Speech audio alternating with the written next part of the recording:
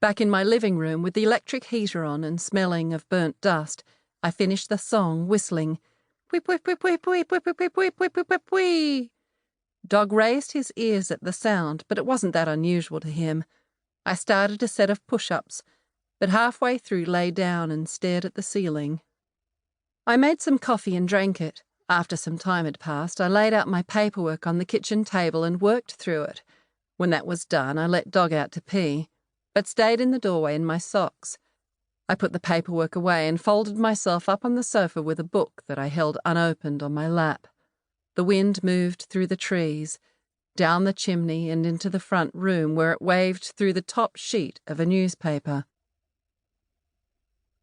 With the night outside, I closed the curtains in the kitchen and put on the radio loud enough to drown out the skittering noises of leaves moving up the stone path. The only program I could get was the soccer results.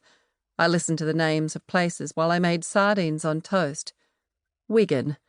What was Wigan like? I had a pretty strong sense of it just from the name, and it made me glad that I was not there. I fed a sardine to Dog and it made him sneeze. The sitting room was cold, and so I ate under a blanket. I didn't look out the window at the dark, but I felt it there. Burnley 3, Middlesbrough 0. When I could find no further reasons for not being in bed, I turned the radio off and whistled tunelessly and loudly on my way up the stairs. On the landing, a feather fluttered in a draught.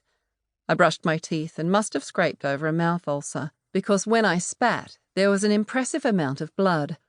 I washed it away and blew my nose, and then rolled on an old T-shirt to sleep in. Dog collected himself at the foot of the bed, and we stared at each other a moment or two before I checked the hammer under my pillow and turned off the light.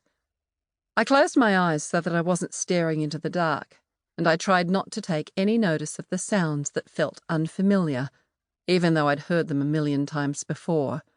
A sheep's cough had always sounded just like a person's. A fox was being made love to somewhere in the woods, and her shrieks cut straight into my room. I fell asleep, because I woke up from a dream where I saw myself opening the bathroom door and finding all of my sheep in there, looking silently back at me. There was no colour or light in the sky, so it wasn't past 5. There was something sick in the air, like someone had lit a scented candle to mask a bad smell. The house was still.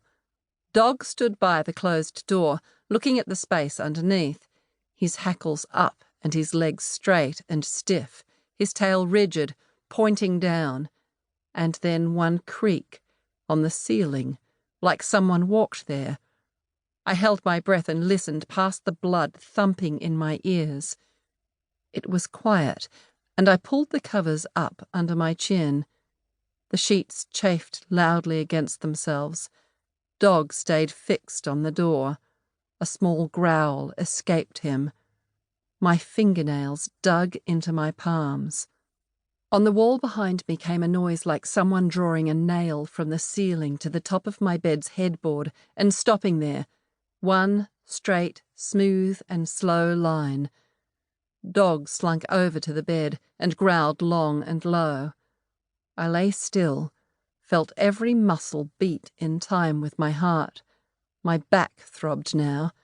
I had the feeling that I had bled onto the bedsheets, that if I moved my back would stick to the material and pull at my skin. I thought to myself, rats. There's rats in the walls, or mice. The smaller ones with the soft little brown bodies. That is all it is. Or a bit of old timber releasing air, or cracking. The temperature outside has dropped in the night. It is making it crack, and the mice are scurrying around, scratching about.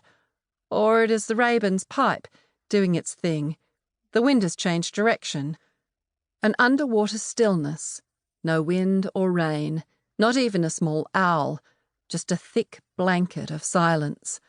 I shut my eyes and felt the mattress creak as Dog loped up on it and weaved himself between my feet. The room settled and I counted heartbeats. There was a quiet crackle, then silence again. And then a sound like someone driving a car into a tree, a crack and a slam that echoed, and then like hands slapping fast on the wall, and I stood up on my bed and lowed like a bull, clutching a pillow in front of me and holding the hammer up as if there was someone to hit with it. Dog snapped at the air around him like it was full of flies.